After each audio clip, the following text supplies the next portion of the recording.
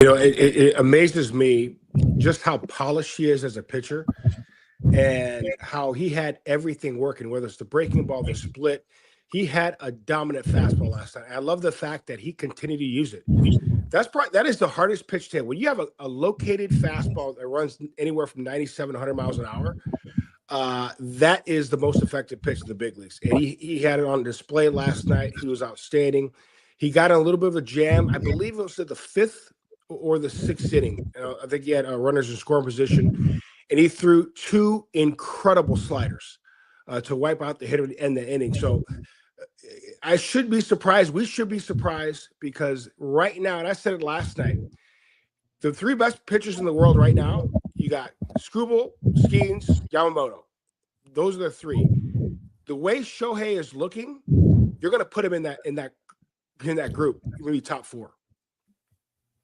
Yeah, absolutely. I mean, he's gotten off to a fantastic start. And really the narrative about Shohei early on this season has been about the pitching since this is the first year that he's starting the year fully a two-way player. But Fabian, the bat hasn't looked like the MVP Shohei bat of yet. I mean, still for most players, they would kill for a 900 plus OPS, a 131 weighted runs created plus, but he hasn't really caught fire yet and put those MVP bat numbers. What do you make of his early start offensively? Yeah, some of it, like he historically has been a slow starter. Like the best month of his career usually is June. He had a really red hot May last year. He kind of said even a couple of weeks ago in Toronto when he was kind of in it, basically said like, I'm just hoping my swing is in a good place by the time May rolls around. It hasn't looked great the last couple of days, especially in maybe it looked a little bit like he was like really just trying to push to extend that on base streak at times. But yeah, it hasn't been great offensively. It hasn't been great for a lot of the stars of this team offensively. Kyle Tucker being one of them. He just got moved down to the cleanup spot in the order today. So yeah, I think that they've survived without him having his best bat to start the season. I think the Dodgers offensively have looked fine for the most part. Obviously, the last couple of days haven't been as good, but I think the Dodgers know the bat will come around. I do think it is interesting, though, that they're at least sounding open to the idea of playing with how he sort of deploys his two-way duties going forward, whether it's means of just preserving him over the course of the season, or it's buying into maybe some of a bigger sample that we have now, where the offensive numbers have taken a dip on the days that he's pitched, and they might have some decent alternatives to DH on those days, which they couldn't really say as much last year and the year before.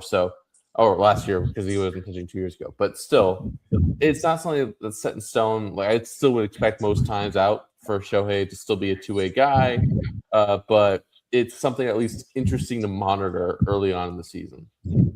Yeah, gentlemen, I'm always weary of even talking about stuff like this because the way these things age, he hits 3 home runs and everything is back to normal. And I have no doubt about it that Shohei is going to get it right at his standard at the plate. I do want to kind of run this by you guys. I mean, as far as just the Cy Young, obviously you can't win a Cy Young in April, but you can set a narrative. And it, as you point out, Jerry, kind of putting him on that list of those names, he's kind of back on that. And you look at his seasons, 166 innings when he finished 4th in the Cy Young. This year, in the 6-man rotation, to be able to qualify for the leaderboards, that's going to be something where you're going to have to get those innings in. And right now, he qualifies on Thursday. Today, he's not going to qualify, right? Because he's going to have to catch up. Fabian, how do you think that kind of impacts him throughout the season, just kind of making sure that he's in position to qualify, not just from a narrative standpoint, just from the kind of how that award typically is won? It gives him pretty much zero margin for error. You have to not just go basically 6 innings almost every single time out, but also you kind of have to keep that ERA right where it is, which is an absurd, like under 1. So, like, he's obviously going to have a blow-up start here or there. Like, that's inevitable for even the best pitchers in the sport.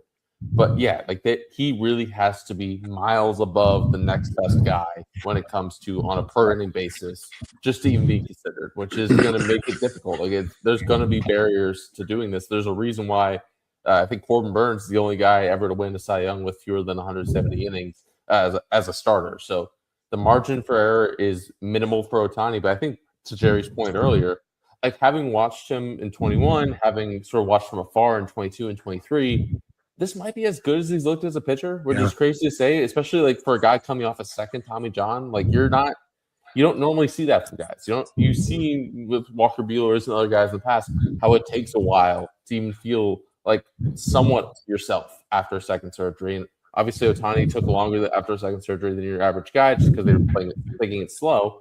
But like the fact that he's come back, the velocity's there, the command is there. He can spin everything really well. The split is back to where it was before surgery.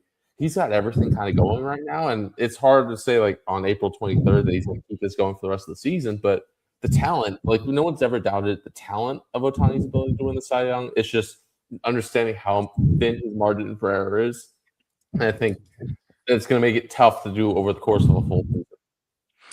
You know what? And to Fabian's point, obviously he's off to a flying start, but I think this is him. I mean, we have now entered into his best, or you could say, his best era of pitching, because obviously he pitched very well with the Angels. This is his first year, from start to finish. We're going to see Shohei Ohtani be that pitcher for the Dodgers.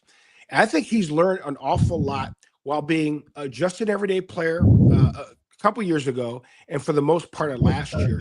He realizes, even though he's had so much success, hitting is tough. And why work harder when I could work smarter? So what he's done was he'll throw that fastball 94, 96, then 99. Then he'll throw that slider. Then he'll throw a sweeper. Then he throws a 12-6, and then he throws a slower 12-6. He never gives the hitter the same look. He varies his leg kick when he's in the stretch, and I love the windup. And I said it, last couple of days too.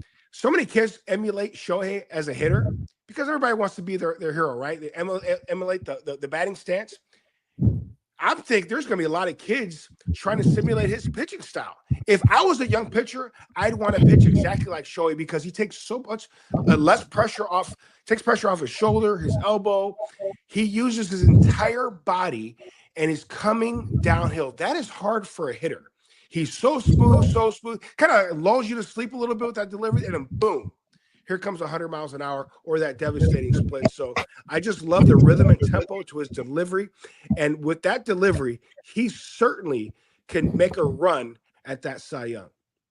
Yeah, I was bringing out some stuff with Jose Mode. He said that after the second surgery, it's all about the lower body. It's all about the torque in those legs, and he uses his legs about as good as any pitcher in baseball. And you just mentioned the full arsenal. But also, you look at fastball, man. That fastball is ridiculous this season. He's averaging 98 on it. Opponents hitting 105. The run value is 6. That's fourth in all of Major League Baseball. Fabian, you saw him up close and personal with the Angels when you covered him. Is this the best version of Shohei Ohtani? Just to start, just kind of a glimpse into what he could be as a peak for his pitching? Yeah, 100%. I think this is the best version I've seen of him as a pitcher, honestly. I think some of it is like even when he got into his runs with the Angels, like there were stretches where he got hit hard because he was leaning on the splitter too much. Or like I feel like the curveball, the ability to manipulate the velocity on that is dynamic. And I think you mentioned the fastball. What starts me watching him yesterday was like the command is there, and which is not something that he's never been a huge command guy. Like he's been a guy who throws strikes, but like the command isn't great. The stuff would be sort of overpowering. But the fact that he's dotting 100, like it makes it difficult because like for as hard as he throws, it's not like he has like the unique fastball shape that makes it hard to pick up. Like you know 100 is coming and you're preparing for it, and if you knew where it was going to be every single time, you'd be able to hit it. But the fact that he's able to put it in any part of the plate that he wants, and that everything he throws kind of plays off through really well. Yeah, I think he understands not just how to use his arsenal better, but I think his stuff might be as good as it's been, which is crazy to think about for a guy coming off a second surgery like this. Absolutely. He's always going to say the right things to the media, and he's always going to be a team first guy. Feels like to me he just woke up one day and decided that he's going to win the Cy Young in 2026, and he's on a mission to do that. And so far, he's looking really, really good. We're not going to spend too much time talking about the Dodgers' struggles offensively during this road trip. They're 16-8, 5-5 in their last 10. They have the same record this year as they did this time last year. You guys are lucky because you're not going to hear me say 117 wins, so I'll drop that for a week. But Fabian, what has been your biggest takeaway so far from this team during this road trip?